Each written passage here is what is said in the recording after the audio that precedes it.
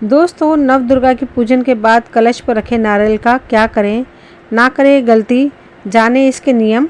नवरात्रि के पहले दिन घट स्थापना के दौरान कलश के ऊपर नारियल रखा जाता है। मान्यता है कि नवरात्रि के बाद कलश के ऊपर रखे नारियल का सही तरीके से इस्तेमाल करना चाहिए, नहीं तो माता रानी नाराज हो सकती हैं। नमस्कार दोस्तों, कैसे हैं आप सभी। उम्मीद करती हूँ स्वस्थ होंगे, मस्त होंगे। दोस्तों, मैं वीना गौतम, एस्ट्रोलॉजर, वास्तु कंसल्टेंट और रेकी मास्टर, आप सभी का मेरे चैनल वीना जी की रेमेडीज़ में स्वागत है। अगर पहली बार आए हैं तो प्लीज़ चैनल को सब्सक्राइब करें ताकि वीडियो की नोटिफिकेशन आप लोगों को मिलती रहे। दोस्तों, नवरात्रि की स्थापना घट स्थापना से होती है। नवरात्रि में कलश स्थापना और माँ दुर्गा के 9 रूपों की पूजा का बड़ा महत्व है। कलश स्थापना के दौरान उसके ऊपर नारियल रखना बहुत ज़रूरी होता है। कलश स्थापना जितने विधि विधान से करना चाहिए, वैसे ही कलश हटाते समय कुछ बातों का विशेष ध्यान रखना चाहिए। धार्मिक मान्यता है कि ऐसा न करने से माँ दुर्गा रूठ सकती हैं।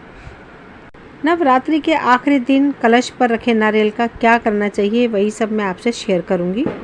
नवरात्रि के बाद कलश पर रखे नारियल को लाल कपड़े में बांधकर पूजा घर में रख सकते हैं। मान्यता है कि ऐसा करने से साल भर माता रानी अपने भक्तों पर कृपा बनाए रखती हैं और धन वैभव का आशीर्वाद देती हैं। कलश पर रखे नारियल का इस्तेमाल आप कन्या पूजन के दिन भी कर सकते हैं। नवरात्रि की अष्टमी या नवीं तिथि को कन्या पूजन के दौरान कन्या को नारियल बांट देना चाहिए और घर परिवार के सदस्यों को भी नारियल का प्रसाद जरूर दें। घट स्थापना के दौरान कलश के नीचे चावल भी रखा जाता है। नवरात्रि के आखिरी दिन कलश हटाने के बाद चावल को घर के हर कोने में छिड़कना चाहिए। चावल सुख समृद्धि का प्रतीक माना जाता है। हिंदू धर्म में ऐसा कहते हैं। मान्यता है कि कलश के नीचे रखे चावल घर में छिड़कने से कभी धन की तंगी का सामना नहीं करना पड़ता है और घर में सुख समृद्धि और खुशहाली आती है।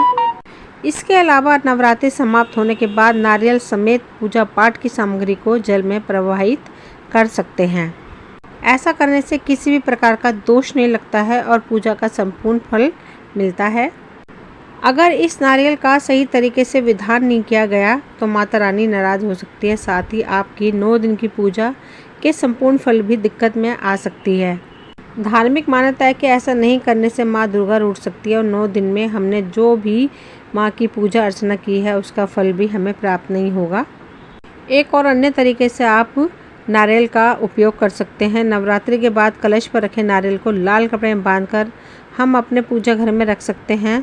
ऐसा करने से साल भर माता रानी और अपने भक्तों पर कृपा बनाए रखती हैं। साथ ही माता रानी हमें धन वैभव का आशीर्वाद देती है। नारियल को घर के मुख्य दरवाजे पर लाल कपड़े में लपेटकर बांध सकते हैं और अगली नवरात्रि के बाद पहले से बंधे नारियल को नदी में प्रवाहित कर दें और इसके स्थान पर नवरात्रि के बाद कलश से हटाएं। नारियल को भी उसी प्रक्रिया से बांधें।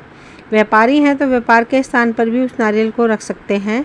इससे व्यापार में बरकत बनी रहती है। नवरात्रि में पारण पर कलश हटाने के बाद नारियल का प्रसाद भी घर के सदस्यों में बांट सकते हैं, जो मैं पहले बता चुकी हूँ, या कलश के नारियल को नदी में प्रवाहित कर सकते हैं। कन्या पूजन में भी नारियल का प्रसाद बांटा जा सकता है। अब रह गया कलश का जल के कलश के जल को क्या करें। कलश हटाने के बाद उसके जल को घर में सभी जगह छिड़कना चाहिए। सदस्यों पर भी जल छिड़कना चाहिए। यदि व्यापारी हैं तो व्यापार स्थान पर उस जल का छिड़काव करें। किसान है तो खेत में उसके जल का छिड़काव करें।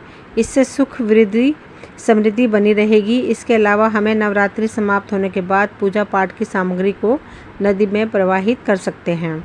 माना जाता है कि ऐसा करने से किसी भी प्रकार का दोष नहीं लगता है और पूजा का संपूर्ण फल हमें प्राप्त होता है।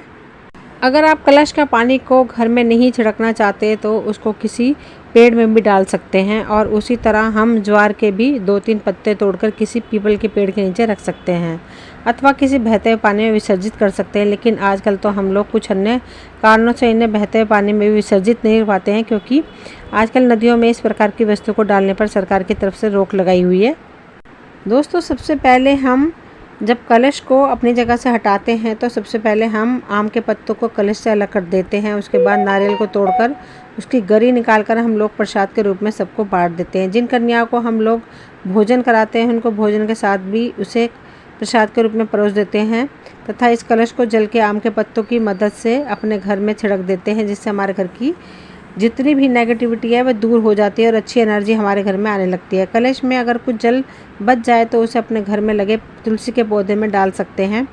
यदि किसी कारणवश तुलसी का पौधा आपके घर में नहीं है तो आप किसी भी पवित्र पेड़ में वह जल डाल सकते हैं। इसके बाद कलश स्थापना के दौरान हम लोग कलश में जो सिक्का डालते हैं उसे निकाल कर अपनी तिजोरी अथवा धन रखने की जगह पर किसी लाल कपड़े में बांध कर रख लीजिए। यह सिक्का आपके घर में सुख समृद्धि लाता है।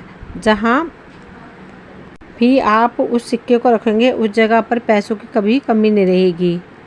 नवरात्रि के दौरान ज्वारों का भी बहुत ही बड़ा महत्व है, क्योंकि ज्वारे तो सभी लोग बोते हैं, लेकिन सभी लोगों के द्वारा बोए गए ज्वार एक साथ जैसे नहीं होते हैं। सब लोगों के ज्वार की ग्रोथ भी अलग अलग होती है। किसी के ज्वार बहुत अच्छे होते हैं और किसी के ज्वार छोटे छोटे होते हैं। ज्वारों को इस तरह से होना अपने आप में शुभ और अशुभ का सूचक भी होता है। यदि आपके ज्वारे ऊपर से हरे हैं और नीचे से सफ़ेद हैं तो यह शुभ संकेत होता है। इसे माना जाता है कि हमारा आने वाला समय बहुत ही अच्छा होगा। छोटे और अच्छी दशा में ज्वारे नहीं होने के संकेत में माना जाता है कि हमारे जीवन में आने वाले दिन परेशानी वाले हो सकते हैं। नवरात्रि के बाद हम ज्वारों को कुछ पत्तियों को खींचकर बाहर निकाल लेते हैं और उन पत्तियों को घर में बने मंदिर में रख देते हैं। ऐसा करने से ये ज्वारे अभिमंत्रित हो जाते हैं और जब हम पूजा की समाप्ति के बाद इन ज्वारों को उठाकर या तो आप अपनी तिजोरी में रख लीजिए अथवा किसी पवित्र स्थान पर रख दें। इसके बाद हम लोग पुनः 3, 5 अथवा 7 की संख्या में निकालें और आपके घर भोजन करने आई कन्याओं की थालियाँ परोस दें। इसके बाद आप